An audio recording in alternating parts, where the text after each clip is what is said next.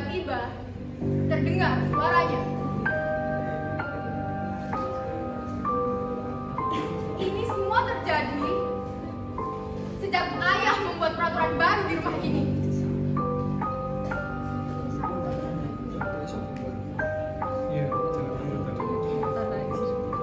Kamu jangan main handphone malam-malam. Baca buku-buku, biar kamu jadi anak sukses.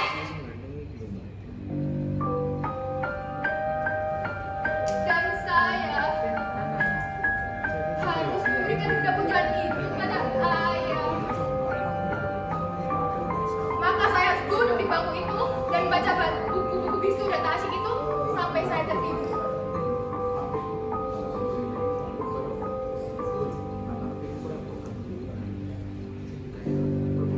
Ayah atau ibu,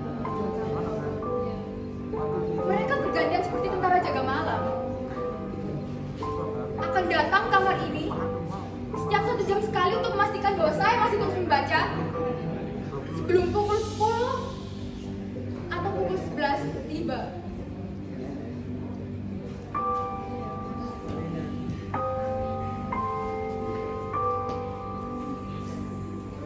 Pintu itu tak boleh saya kunci sebelum jadwal tidur tiba. Ini peraturan kedua. Sebentar lagi, 15 atau 20 menit lagi, salah satu di antara mereka pasti akan patroli datang ke kamar ini. Itu artinya saya harus berada di bangku itu untuk membaca buku.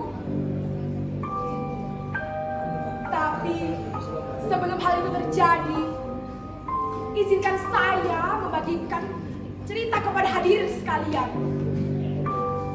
Baik yang hadir langsung menyaksikan nasib saya di kamar ini. Saya sendiri bukannya tak mau berusaha. Bahkan segala daya upaya sudah saya kerahkan untuk bisa membaca buku dengan khusyuk dan bahagia.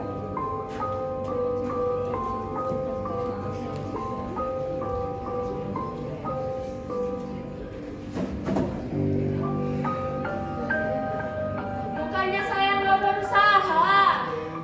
Saya juga sudah baca-baca motivasi, pantun, semboyan, yel-yel, hingga kritik tajam para pakar mengenai kecanduan bahaya handphone. Tapi herannya, hal-hal yang biasa orang untuk lakukan memotivasi diri, tak juga membangkitkan gairah saya untuk membaca.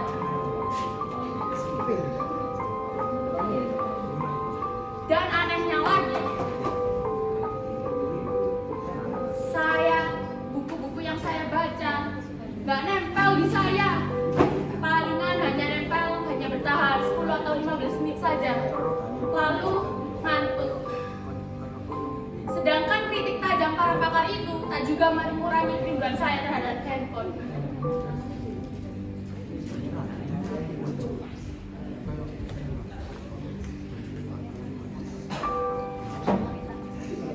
Apa? Saudara-saudara tak percaya saya menderita? Apa tak terlihat beban derita di wajah saya ini? Sorot mata saya, digetar suara saya di seluruh tubuh saya ini. Bahkan jika penderitaan ini saya tuangkan ke dalam puisi, mungkin saudara-saudara tak akan mampu mendengarnya tanpa menjadikan air mata. Tak percaya? Saudara-saudara tak percaya bahwa saat ini saya sedang diberi sepi dan dikepung sedih. Sekarang saya bertanya, siapa di antara saudara-saudara yang mau dan mampu berpisah dengan apa yang menjadi bagian diri saudara tanpa dianiaya rasa apa? Tak ada kan yang mampu, itu pun juga dari saya.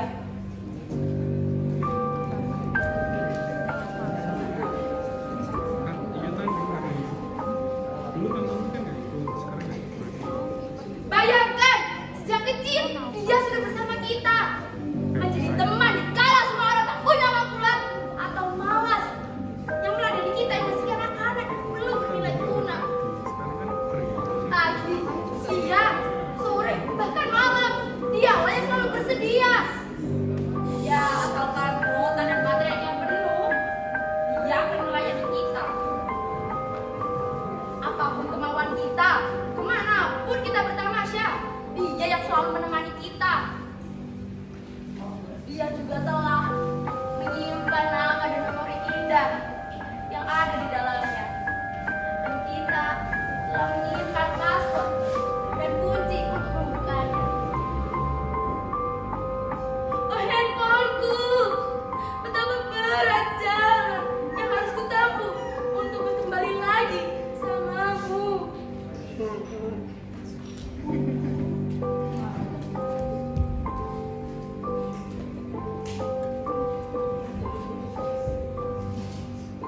Sejak pertama kali saya mengerti membaca dan menulis, saya sudah menuliskan nama saya dalam dirinya. Aryan. Saya memang sering berganti-ganti partner dari satu handphone ke handphone lainnya. Tapi sikap mereka sama, setia menemani dan melayani. Tak pernah berkurang sedikit pun. Bahkan semakin istimewa dan semakin besar kemampuan mereka untuk melayani kita. Coba bandingkan konsistensi dan kesetiaan mereka dengan kita. Berganti partner, berganti pula sikap dan kebiasaannya. Apalagi pergantian pemimpin, bisa semakin baik, bisa juga semakin anjlok mutunya. Maaf, saya agak melantur. Maklum, kalau orang sedang diterkam sepi dan rindu, bawaan pikirannya kemana-mana.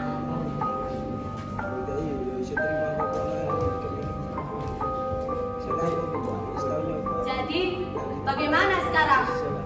Sudah cukup jelas wajah menderita saya. Saya menderita bukan karena dipisahkan oleh dirinya saja, tetapi saya menderita karena dihadapkan oleh dua keadaan yang bersamaan. Di satu sisi saya tahu ibu dan ayah saya bertujuan baik. Mereka ingin saya memiliki prestasi dan maju dalam studi. Tapi di sisi lain, diri saya, kesadaran saya, jiwa saya, dia sudah selalu bersama saya, di sisi saya sejak kecil, bahkan sebelum ada peraturan seperti itu. Dia selalu saya rebahkan di dada saya. Dia saya taruh di diri saya. Sekarang bagaimana bisa saya melewati hari-hari tanpa dia?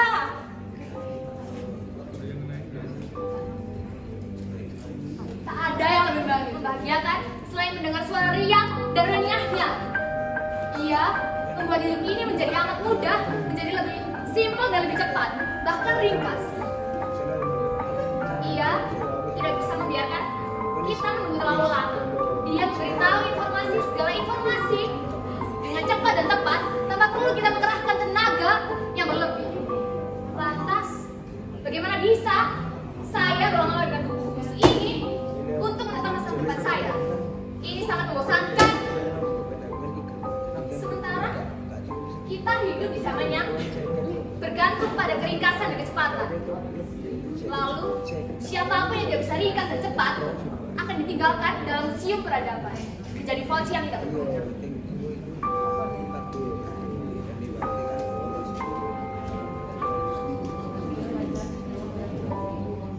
Saya sebenarnya bisa tidak terlalu bergantung kepadanya, selain untuk hal penting saja. Tapi saat saya melihat ayah dan ibu saya duduk berdua, itu asik dengan handphone masing-masing, saya merasa dikhianati. Sejak saat itu, kemauan saya untuk berusaha dengannya semakin menurun.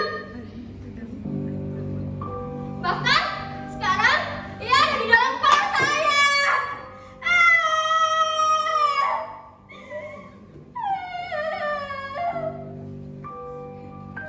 Jangan terlalu dalam, agar kalian tak menderita seperti saya.